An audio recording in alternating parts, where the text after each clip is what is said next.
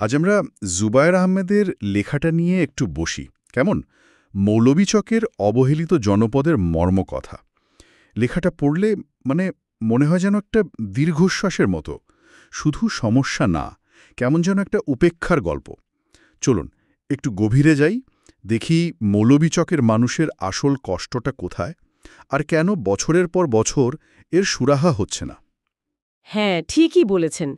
লেখাটাতে মূলত তিনটা বড় সমস্যার কথা ঘুরে ফিরে এসেছে। একটা হলো সুরমা নদীর ভাঙন, যেটা থামছেই না।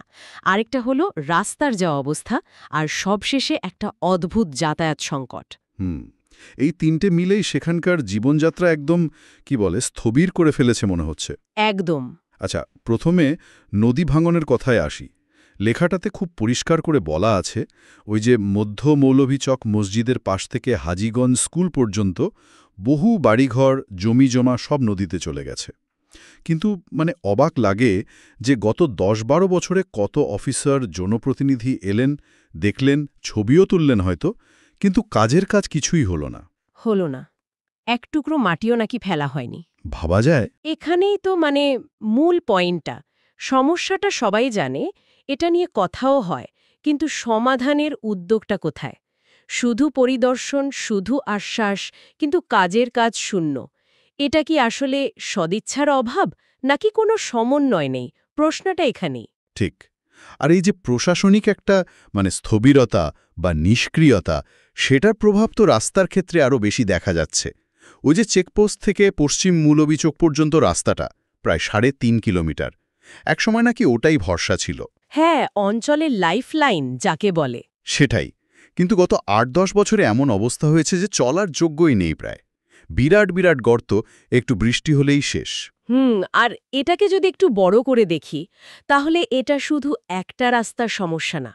এটা হলো জনপ্রতিনিধিরা যে এত কথা দেন, আর বাস্তবে যা করেন, সেই ফারাকটা চোখে আঙুল দিয়ে দেখিয়ে দেওয়া। ঠিক। লেখক তো লিখেছেন, এক মুঠো সিমেন্টও পড়েনি। অবহেলাটা কোন পর্যায়ে। হ্যাঁ, আর এই সামান্য অবহেলার জন্য সাধারণ মানুষের যে কি ভোগান্তি, প্রতিদিনের চলাচল, জরুরি দরকার, সবকিছুতেই তো বাধা। আচ্ছা, আর তৃতীয় যে সমস্যাটা, ওই যাতায়াতের ব্যাপারটা, ওটা তো আরও অদ্ভুত লাগলো পড়ে।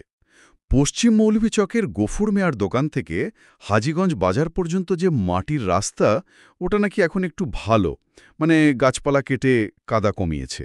হ্যাঁ, কিছুটা ব্যবহারযোগ্য, কিন্তু সমস্যাটা অন্য জায়গায়। কোথায়? কোনো টমটম বা সিএনজি চালক নাকি হাজীগঞ্জ পর্যন্ত যেতেই চায় না। সে কি?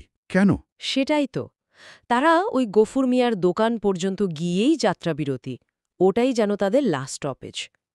এর ফলে হচ্ছে কি, পূর্ব দিকের প্রায় ৫টা গ্রামের মানুষকে অনেকটা পথ হাঁটতে হচ্ছে। বিশেষ করে যারা বাজার করে ফিরে বা ধরুন রোগী নিয়ে যেতে চায়। ঠিক তাই। তাদের হয় হেঁটে যেতে হচ্ছে, নয়তো কাঁধে করে বা অনেক বেশি ভাড়ায় রিজার্ভ গাড়ি নিতে হচ্ছে।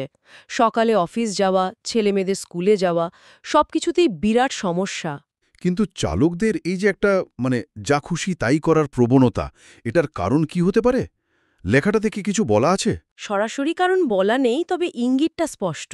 মনে হচ্ছে পরিবহন ব্যবস্থার ওপর কোনো নিয়ন্ত্রণ বা তদারকিই নেই। হুম, চালকদের কোনো জবাবদিহিতা নেই। সম্ভবত সেটাই। আর এর সমাধান করতে হলে লেখক যেমনটা বলেছেন, একটা নীতিগত সদিচ্ছা দরকার।